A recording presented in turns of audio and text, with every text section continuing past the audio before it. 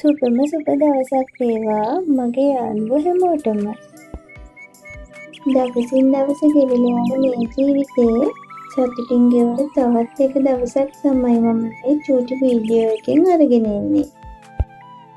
අද උදේම නැගිටලා උදේට ඉව දවල්ටත් එක්කම. මම හැමදාම උදේට යන්නේ දවල්ටත් එක්කම තමයි. ඒක මට ලේසියි. අද දෝනිට ක්ලාස් තියෙන දවසක්. එයා ක්ලාස් යන්නේ ඔන්ලයින් නිසා අද ගෙදර සද්ද ටිකක් අඩුයි.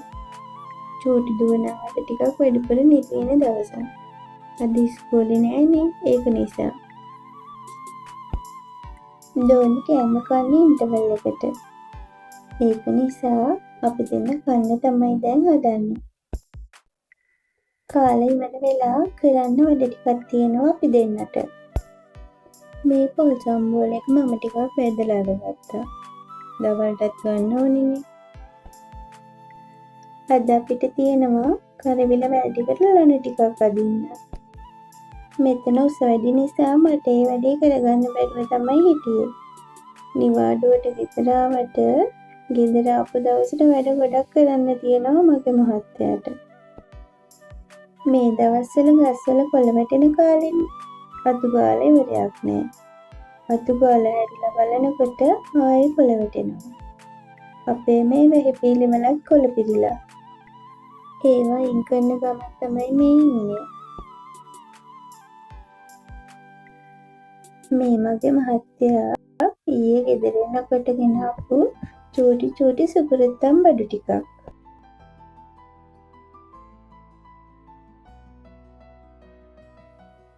මේ කොෆි මික්ස්චර් එක නම් අරගෙන තිබුණේ රුපියල් 800කට. මේක ලාභද ගණන් වැඩිද කියන්න මම දන්නේ නැහැ. ඒ වුණාට මං හිතන්නේ 800ට ගමන් නෑ මේක. මේ චූටි සෙට් එකටත් මට නම් ආස හිතුණා. චූටි දේවල් වලට ගන්න පුළුවන්. මේ කිචන් ටවල් චූටි පැක් එක. ඒකත් රුපියල් 300යි. මේ ඔක්කොම බඩු රුපියල් 300ට අඩුයිලු. මට දැන් හරියටම ගණන් මතක නෑ.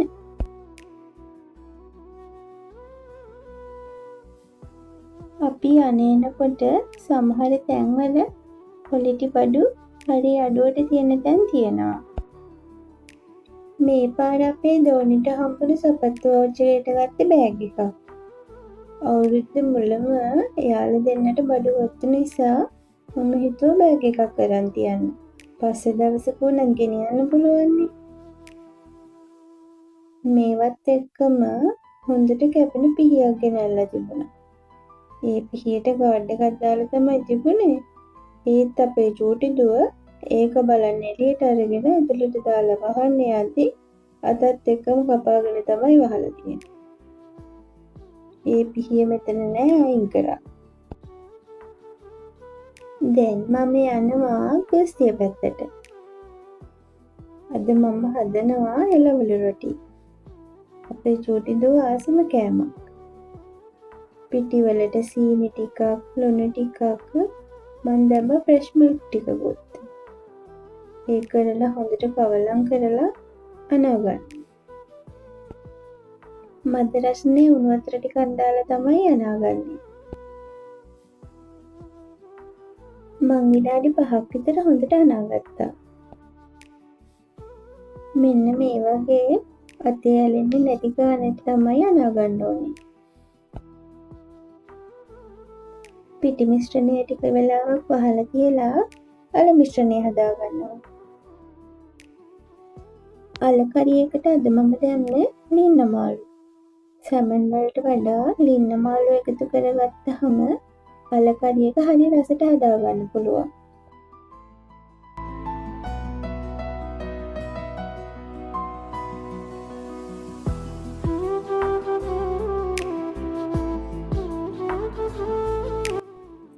මේ විදිහට මැදට අල කරියක දාලා නවා ගන්නවා.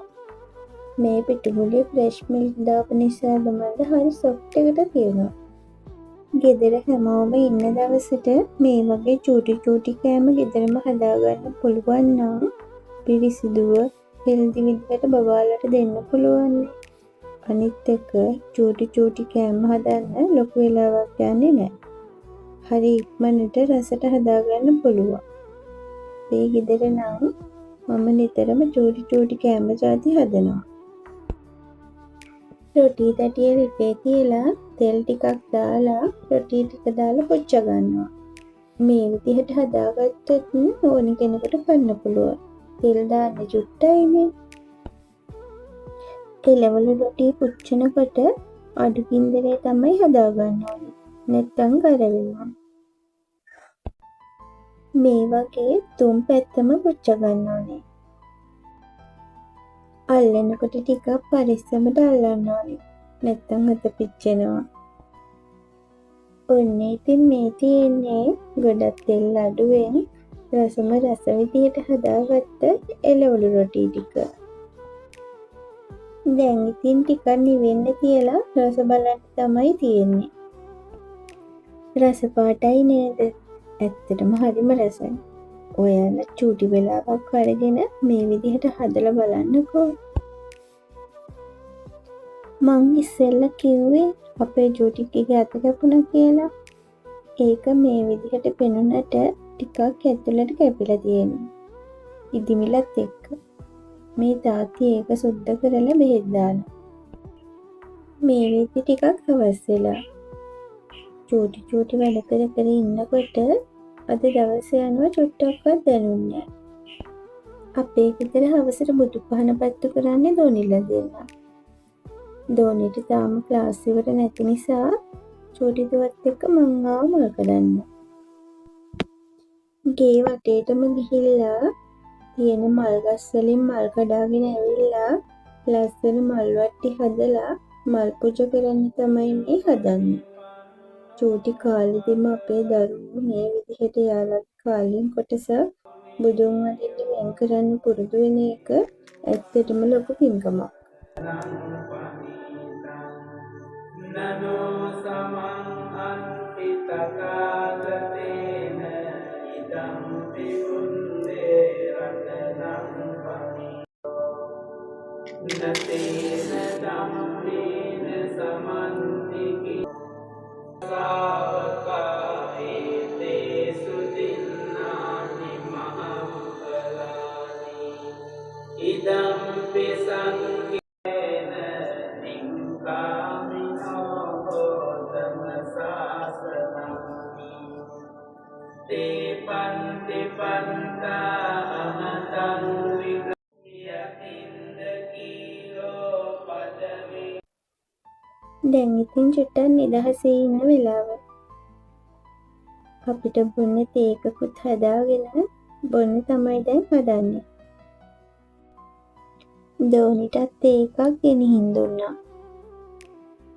පාඩම් කරන වෙලාවට ක්ලාස් වෙලාවට තේ එකක් එක්ක චූටි කෑමක් හදලා දෙන්න පුළුවන් නම් දරුවන්ගේ කම්මැලි ගතිය නිදිමත ගතිය යවන්න පුළුවන්.